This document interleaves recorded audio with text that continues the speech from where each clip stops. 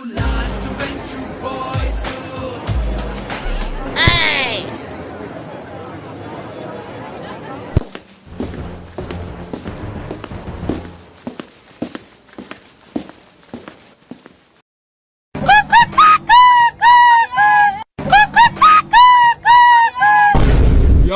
ಕತ್ತೆ?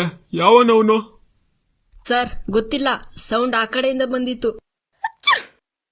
ಇಲ್ಲ sir, sound ಆ ಕಡೆಯಿಂದನೇ ಬಂದಿತ್ತು. ಇನ್ನೊಂದು ಸಲ ಹಿಂಗೆ ಹುಚ್ಚಾಟ ಮಾಡಿದ್ರೆ ನೋಡಿ, ಟಿ.ಸಿ ಕೊಟ್ಟು ಮನೆ ಕಳಿಸ್ತೀನಿ. ನಿಂತ್ಕೊಳ್ಳಿ ಎಲ್ಲರೂ. ಸರು ಅಥವಾ ಟೀಚರು ಬೆಳಿಗ್ಗೆ ಕ್ಲಾಸಿಗೆ ಬಂದ್ಮೇಲೆ ಗುಡ್ ಮಾರ್ನಿಂಗ್ ಅಂತ ವಿಶ್ ಮಾಡಿ ಗೌರವ ಕೊಡ್ಬೇಕು ಅನ್ನೋ ಸ್ವಲ್ಪ ಜ್ಞಾನನೂ ಇಲ್ವಾ ನಿಮ್ಗೆ? ಇದೇನಾ ನಿಮ್ಗೆ ಕಲ್ಸಿದ್ದು? ಸರ್, ಗೌರವ ಮನ್ಸಲ್ಲಿರ್ಬೇಕು, ತೋರ್ಸ್ಕೊಳ್ಲಿಕ್ಕೆ ಹೋಗ್ಬಾರ್ದು ಅಂತ ಯಾರೋ ಹೇಳಿದ್ ನೆನ್ಪಿತ್ತು, ಅದಕ್ಕೆ ವಿಶ್ ಮಾಡಿಲ್ಲ. ನೀವು ಬೇಜಾರು ಮಾಡ್ಕೊಳ್ಬೇಡಿ ಸರ್, ನಾಳೆಯಿಂದ ಪಕ್ಕ ವಿಶ್ ಮಾಡ್ತೀವಿ. ಓಕೆ, ಎಲ್ರು ಬಂದಿದ್ದೀರಲ್ಲ? ಇಲ್ಲ ಯಾರಾದ್ರೂ ರಜೆ ಮಾಡಿದಾರಾ? ಸರ್, ಎಲ್ರೂ ಬಂದಿದ್ದಾರೆ.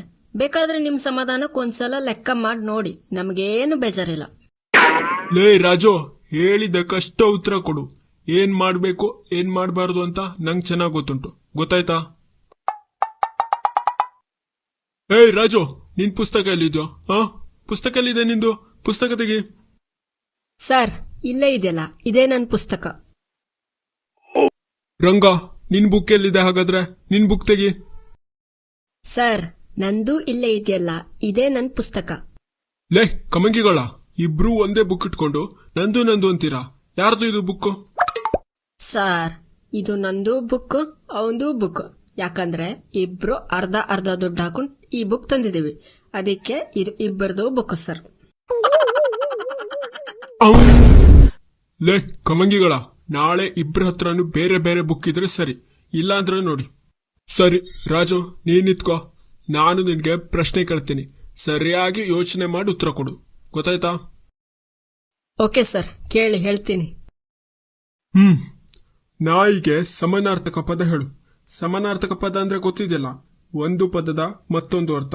ಈಗ ನಾಯಿಗೆ ಒಂದು ಸಮಾನಾರ್ಥಕ ಪದ ಹೇಳು.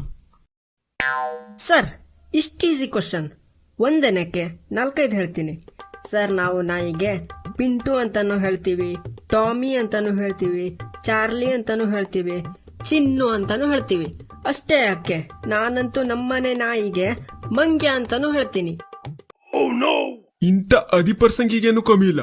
ಸಮಾನಾರ್ಥಕ ಪದ ಹೇಳು ಅಂದ್ರೆ ನಾಯಿಗಿಡೋ ಹೆಸರು ಹೇಳ್ತಾನೆ. ನೀನ್ ಹೇಳ. ಅವನ್ ತರ ನಾಯಿಗಿಡೋ ಹೆಸರೇನಾದ್ರೂ ಹೇಳಿದ್ರೆ ಬೀಳುತ್ತೆ ನೋಡು. ಸರಿಯಾಗಿ ಯೋಚನೆ ಮಾಡು, ಉತ್ತರ ಕೊಡು.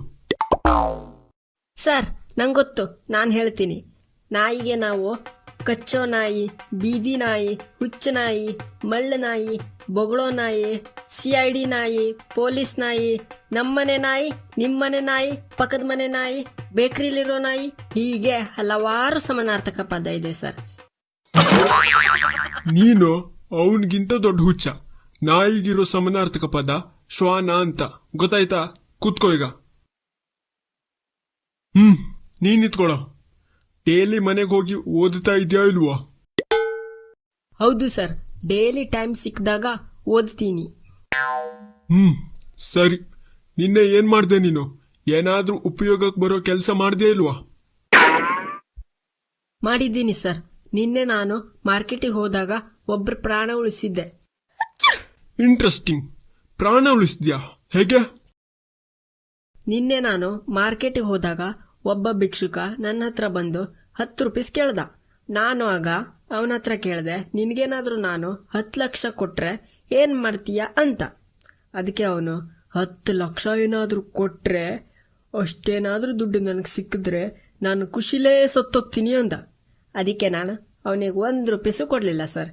ಹಿಂಗೆ ಅವನ ಪ್ರಾಣ ನಾನು ಉಳಿಸ್ದೆ. ವಾ ಮಗ ವಾ, ನೀನು ಮಗ ಪುಣ್ಯವಂತ. ದೇವ್ರು ನಿನ್ನ ಚೆನ್ನಾಗಿಡ್ಲಿ. ಕತ್ತೆ, ಎಲ್ಲಿಂದ ಬರ್ತಿರೋ ನೀವೆಲ್ಲ? ಬರೀ ಉಲ್ಟಾ ಆನ್ಸರ್ ಕೊಡ್ತೀರಾ. ನಿಮ್ಗೆ ಪಾಠ ಕಲ್ಸೋದು ಒಂದೇ, ನನ್ ತಲೆ ತಕೊಂಡು ಗೋಡೆಗೆ ಚಚ್ಚೋದು ಒಂದೇ. ಸರ್ ಸರ್ ಸರ್, ಏನ್ ಮಾತಾಡ್ತಿದ್ದೀರಾ? ತಲೆ ಎಲ್ಲ ಗೋಡೆಗೆ ಚಚ್ಚೋಕ್ ಹೋಗ್ಬೇಡಿ, ನಮಗೆ ಫುಲ್ ಲಾಭ ಆಗುತ್ತೆ. ನಿಮ್ಗೇನ್ ಲಾಭ ಆಗುತ್ತೆ? ಸರ್, ಕೇಸ್ 1, ಗೋಡೆ ತಲೆಗೇನಾದ್ರೂ ಚಚ್ಚಿ ತಲೆಗೆ ರಕ್ತ ಬಂದು ನೀವು ಹಾಸ್ಪಿಟಲ್ಗೆ ಅಡ್ಮಿಟ್ ಆದ್ರೆ ನಾಳೆ ನಮಗೆ 1 ಪೀರಿಯಡ್ ರಜೆ ಸಿಗುತ್ತೆ. ಹಾಗೆ ಕೇಸ್ 2 ನಿಮ್ಗೆ ಗೊತ್ತು, ನಮ್ ಶಾಲೆ ಗೋಡೆನ ನಂಬೋಕೆ ಆಗಲ್ಲ. ನೀವೇನಾದ್ರೂ ತಲೆ ಗೋಡೆ ಜಪ್ಪಿ ಗೋಡೆನೇ ನಿಮ್ ಮೇಲೆ ಬಿದ್ದು ನೀವೇನಾದ್ರೂ ಶಿವನ್ ಪಾದ ಸೇರ್ಕೊಂಡ್ರೆ ಮತ್ತೆ ಫ್ರೀಯಾಗಿ 1 ವಾರ ರಜೆ ಸಿಗುತ್ತೆ. ಸೊ ಅದೆಲ್ಲ ಬೇಡ ಸರ್, ತಲೆ ಎಲ್ಲ ಚಚ್ಕೊಳ್ಳೋಕೆ ಹೋಗ್ಬೇಡಿ, ಆರಾಮಾಗಿರಿ.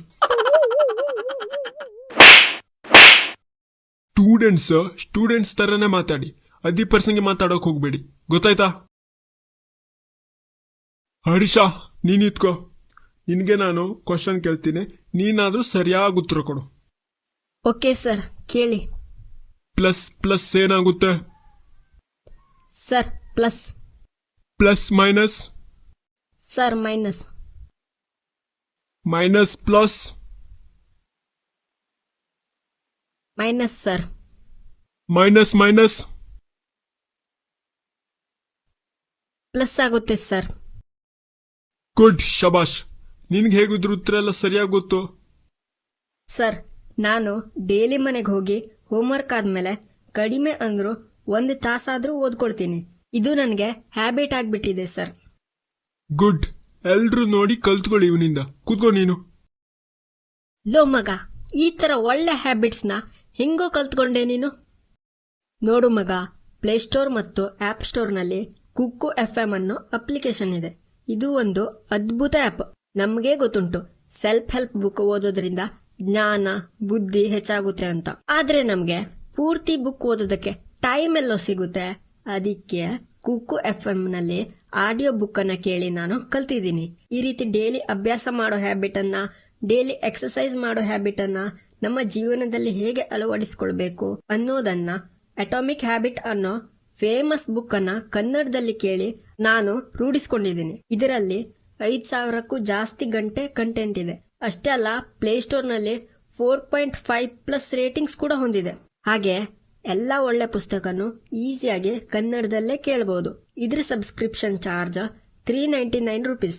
ಆದರೆ ಈ ಸಮಯದಲ್ಲಿ ಕುಕ್ಕು FM 50% ಡಿಸ್ಕೌಂಟ್ ನಲ್ಲಿ, ಅಂದ್ರೆ ಕೇವಲ 199 ನಲ್ಲಿ ಸಿಗೋ ತರ ಮಾಡಿದ್ದಾರೆ. ಅದಕ್ಕೆ ನಮ್ಮ ಚಾನೆಲ್ ನ ಸಬ್ಸ್ಕ್ರೈಬರ್ಸ್ಗೆ ಪಂಜರ 50 ಅಂತ ಕೂಪನ್ ಕೋಡ್ ಬಳಸಿದ್ರೆ ನಿಮ್ಗೆಲ್ರಿಗೂ 50% ಡಿಸ್ಕೌಂಟ್ ನಲ್ಲಿ ಸಿಗುತ್ತೆ.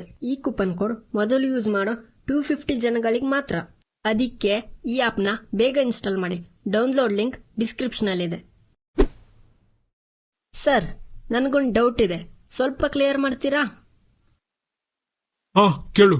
ತೊಂದ್ರೆ ಇಲ್ಲ, ಏನ್ ಡೌಟ್ ಇದೆ ಅಂತ ಕೇಳು. ಸರ್, ನಾವು ಗ್ರಾಮ್ ಅನ್ನ G ಅಂತ ಬರಿತೀವಿ. ಹಾಗಾದ್ರೆ ಮಿಲಿಗ್ರಾಮ್ ಅನ್ನ ಏನಂತ ಬರಿಬೇಕು? ನೋಡು ಪುಟ, ಗ್ರಾಮ್ ಅನ್ನ G ಅಂತ ಬರಿತೀವಿ, ಮಿಲಿಗ್ರಾಮ್ ಅನ್ನ mg ಅಂತ ಬರಿತೀವಿ, ಹಾಗೆ ಕಿಲೋಗ್ರಾಮ್ ಅನ್ನ kg ಅಂತ ಬರಿತೀವಿ. ಗೊತ್ತಾಯ್ತಾ?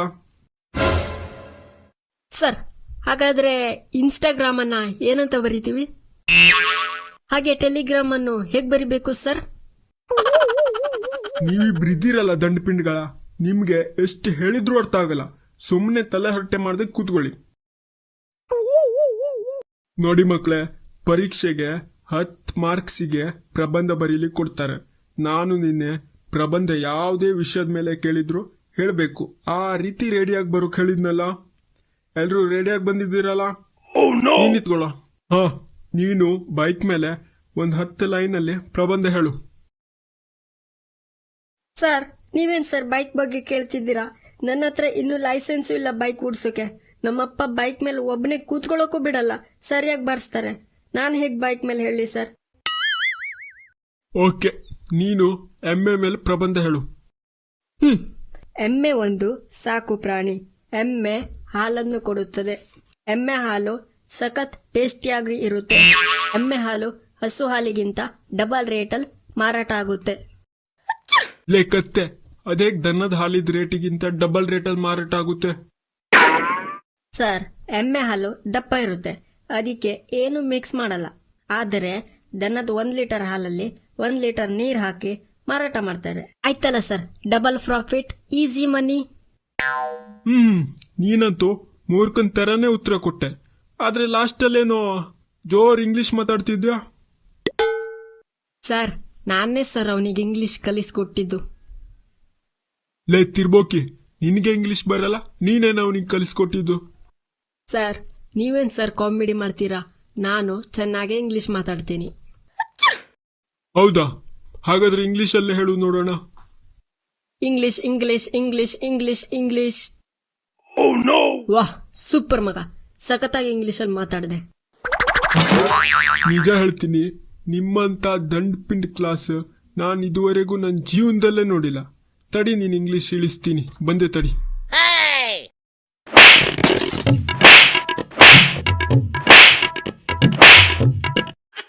ಓಕೆ ಫ್ರೆಂಡ್ಸ್, ವಿಡಿಯೋ ಇಷ್ಟ ಆಗಿದೆ ಅಂತ ಅಂದ್ಕೊಳ್ತಿದ್ದೀನಿ. ಇಷ್ಟ ಆಯಿತು ಅಂದರೆ ವಿಡಿಯೋನ ಲೈಕ್ ಮಾಡಿ. ಇನ್ನೂ ಮಾಡಿಲ್ವಾ? ಈಗಾದರೂ ಲೈಕ್ ಮಾಡಿ. ಹಾಗೆ ಚಾನಲ್ನ ಸಬ್ಸ್ಕ್ರೈಬ್ ಮಾಡ್ಕೊಂಡಿಲ್ಲ ಅಂದರೆ ಮೇನ್ ಆಗಿ ಚಾನಲ್ನ ಸಬ್ಸ್ಕ್ರೈಬ್ ಮಾಡಿ. ಪಕ್ಕದಲ್ಲಿರೋ ಬೆಲ್ ಐಕನ್ ಮೇಲೆ ಕ್ಲಿಕ್ ಮಾಡಿದ್ರೆ ಮಾತ್ರ ನಮ್ಮ ಮುಂದಿನ ವಿಡಿಯೋಗಳನ್ನ ನೋಡ್ಬೋದು. ಹಾಗೆ ಕಮೆಂಟ್ನಲ್ಲಿ ನಿಮ್ಮ ಸ್ಕೂಲ್ ಬಗ್ಗೆನೂ ತಿಳಿಸಿ. ಕೊನೆಯದಾಗಿ ಇನ್ಸ್ಟಾಗ್ರಾಮ್ನಲ್ಲಿ ಫಾಲೋ ಮಾಡಿಲ್ಲ ಅಂದರೆ ಫಾಲೋ ಮಾಡಿ. ಅಲ್ಲಿ ಸೂಪರ್ ಆಗಿರೋ ಕಂಟೆಂಟ್ ಮೀಮ್ಸ್ ಅಪ್ಲೋಡ್ ಮಾಡ್ತಾ ಇರ್ತೀನಿ. Thanks for watching. ಶುಭ ದಿನ.